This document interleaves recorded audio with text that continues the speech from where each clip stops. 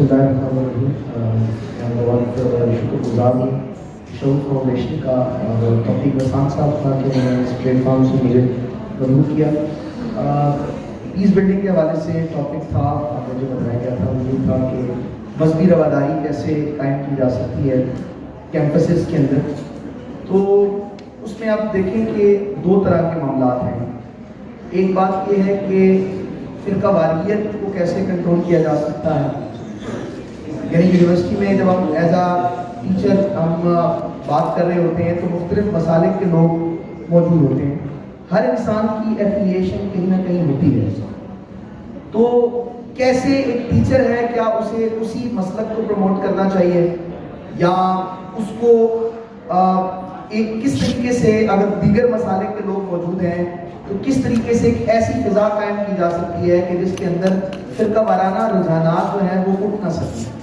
तो इस हवाले से जब हम बैनुल मसालिक बात करते हैं वो एक अलग मामला है, और जब हम बैनुल मज़ाहिब बात करते हैं तो वो एक अलग मामला है। तो मैं अपनी गुफ्तगू को दो हिस्सों में तकसीम करूँगा। जब बात आती है कि मुख्तलिफ मसालिक की, तो कुरान मजीद ने वाज़ेह कह दिया कि वातसिमू बिहब्लिल्लाह जमीअन वला तफर्रक़ू, कि अल्लाह की रस्सी को मजबूती से पकड़ो और तफरके में मत पड़ो। इस्लाम ने इख्तलाफ की इजाज़त दी है और किसी भी इल्म के अंदर जो इख्तलाफ होता है वो उसको आगे बढ़ने का एक जरिया होता है। इमाम अबू हनीफा रहमतुल्लाह अलैह ने इमाम मालिक से, इमाम मालिक ने इमाम शाफे से, इमाम शाफे ने इमाम अहमद बिन हंबल से बहुत सी चीज़ों में इख्तलाफ किया, लेकिन हमारे यहाँ उस दौर के अंदर कभी भी इस बात को कोई बड़ा बात नहीं समझी गई, बल्कि हर मसलक का एक एहतराम मौजूद है। जो बेसिकली कुरान मजीद भी मना करता है वो अपनी डेढ़ ईंट की मस्जिद बना लेने का मना करता है कि आप फ़िरका वारियत को फ़रोग़ न दें। इख्तलाफ एक अच्छी चीज़ है और एक सेहतमंद माशरों में इख्तलाफ जो है वो कौमों को आगे लेकर चलता है। आका अलैहिस्सलाम ने भी यही बात फरमाई, जो मफ़हूम हदीस है कि आका अलैहिस्सलाम ने फरमाया मुझे इस बात का खौफ नहीं है कि तुम बाद में जो है वो इस बात का खौफ है कि तुम आपस में लड़ने झगड़ने न लगे।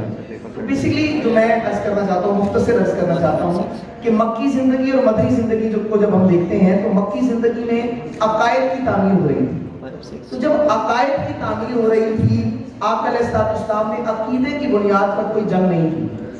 आप अगर 114 सूरतों में से जो 84 सूरा है उनको देखें तो उसमें ज़्यादातर डिस्कशन जो है वो अकायद से मुतल्लिक़ है। और जब अकीदा तौहीद को रासिख किया जा रहा था, अकीदा रिसालत को, अकीदा आखिरत को, तो हुक्म ये था कि अगर कोई आपके साथ ज्यादती भी कर जाता तो आपने क्या करना है, अगर एक गाल पे थप्पड़ खाया तो दूसरा गाल आपने आगे कर दिया। जो हुजूर अलैहिस्सलाम ने जहाद भी फरमाया या जंगें की मदनी जिंदगी में, जब एक स्टेट की बुनियाद रखी, स्टेट ऑफ मदीना की, और जब उस स्टेट को खतरात लाहक हुए तो उस स्टेट की वजह से आका अलैहिस्सलाम ने जंगें फरमाई। तो इसमें आप देखें कि आका अलैहिस्सलाम का जो से नो टू वॉर है, अगर आप उसको थोड़ा समझना चाहें तो आपको अंदाजा होगा कि मिसाक मदीना जो फरमाया जा रहा है, उस मिसाक मदीना के अंदर आप देखिए कि आका अलैहिस्सलाम ने यहूदियों को भी, ईसाइयों को भी और जितने भी पारसी कम्युनिटी के कुछ मतलब जो आग के पुजारी थे वो भी वहाँ पर मौजूद थे और इस तरीके से मुशरिकीन भी थे। तो वही बात आका अलैहिस्सलाम ने फरमाई जो कायद-ए-आज़म मोहम्मद अली जिन्ना रहमतुल्लाह अलैह ने की कि आपको आज़ादी है। अगर मिसाक के मदीना के आपको तमाम शिक्के पढ़े तो उसमें ये बात क्लियर लिखी हुई है कि मजहब जो है यानी इस्लाम जो है वो प्रोटेक्ट करेगा यहूदियों को भी, ईसाइयों को भी और मुशरिकीन को भी, अगर वो हमसे गद्दारी नहीं करते और अगर वो स्टेट की बेटरमेंट के लिए ख्याल करते हैं तो उनकी तमाम मजहबी जो इबादतगाहें हैं उनको भी जो प्रोटेक्ट किया जाएगा। आका अलैहिस्सलाम की अगर ग़ज़वा बदर और ये जितनी हम जंगें भी देखते हैं तो आका अलैहिस्सलाम और मुसलमान ज़्यादा सफ़र करके नहीं गए, बल्कि मुशरिकीन मक्का ने ज़्यादा सफ़र किया था। आका अलैहिस्सलाम ने हर मोड़ पर से नो टू वॉर के मामले को रखा कि कोशिश की कि वॉर ना हो और जो पीस है, जो अमन है, उसको मौका दिया जाए। उसकी सबसे बड़ी प्राइम एग्जांपल मुशरिकीन के साथ सुलह हुदैबिया है। यानी आका अलैहिस्सलाम ने जो सुलह हुदैबिया का मामला फरमाया, आप उसमें अंदाजा कर सकते हैं कि उसमें ये शर्मनाक शराइत थी, लेकिन सामने मुशरिकीन थी और आका अलैहिस्सलाम ने 10 साल तक कोई जंग ना करने का फैसला किया اور یہی کہا کہ ہم آپس میں ہمیں پیس کو مواقع دینے چاہیے اور ہمیں ایک دوسرے علاقوں کے رہنے والوں کے بیٹرمنٹ کے لیے مواقع پرووائڈ کرنے چاہیے. پہلی بات میں یہ عرض کرنا چاہتا ہوں کہ مسالے کی بات جب آتی ہے تو ہم میں 85 سے 90% باتیں متفق ہیں, کوئی مسئلہ نہیں ہے. صرف 10% میں اختلاف ہے. جب 10% میں اختلاف ہے تو ہم ان 10% کو ہی کیوں زیر موضوع بحث بناتے ہیں؟ اسی لیے ہمیں جہاں پر بھی ان 10% میں جو اختلافی باتیں ہیں ہمیں اس پہ ایک دوسرے کا احترام کرنا چاہیے. اور علامہ اقبال نے بھی کہا فرقہ بندی ہے کہیں اور کہیں ذاتیں ہیں, کیا زمانے میں پنپنے کی یہی باتیں ہیں, یوں تو سید بھی ہو مرزا بھی ہو افغان بھی ہو, تم سبھی کچھ ہو بتاؤ کہ مسلمان بھی ہو. اور میں اب آخری بات 2 سے 3 منٹ کی کرنا چاہتا ہوں, اور وہ ہے بین المذاہب. آپ بین المذاہب کی جب بات کرتے ہیں تو میثاق مدینہ کی میں نے آپ کے سامنے ایگزامپل رکھی. مکی زندگی میں آقا علیہ السلام آپ نے صحابہ کو ہجرت کا حکم دیا اور وہ حبشہ کی طرف ہجرت کر کے گئے. 2 دفعہ ہجرت ہوئی.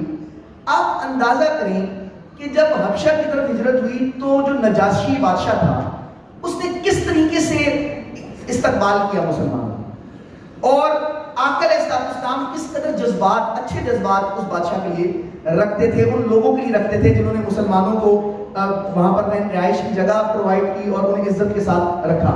تو یہ ایک ایگزامپل ملتی ہے. بلکہ ایک امام بہقی نے ایک روایت کو بیان کیا کہ نجران کے چند عیسائی آئے اور مسجد نبوی میں موجود تھے, وہیں ان کی عبادت کا ٹائم ہو. امام بہقی نے اس کو روایت کیا تو وہ کہتے ہیں کہ جی وہیں پر انہوں نے اپنی عبادت کو انجام دیا.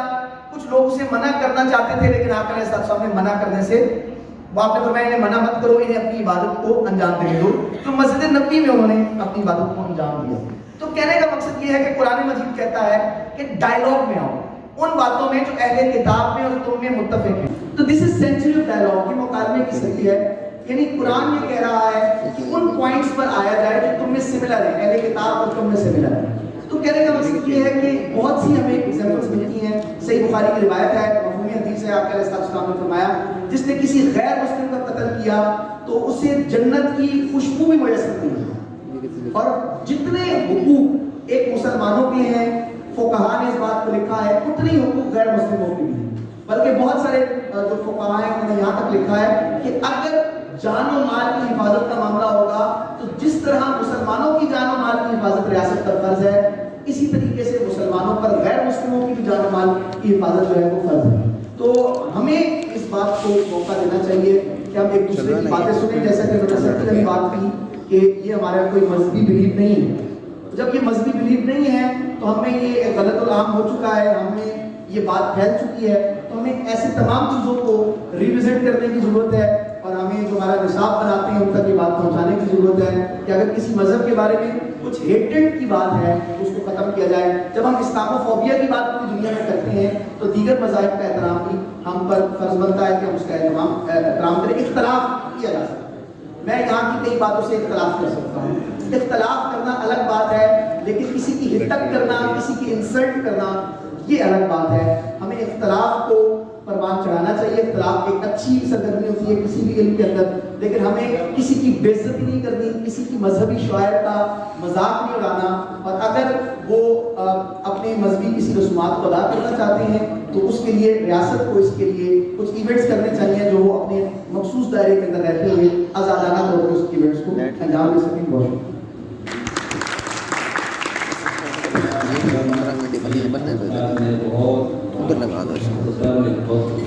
لو ریس پہ کر دیا, میں اس کو لگا دے, پاز کر کے کرو, لگا دو.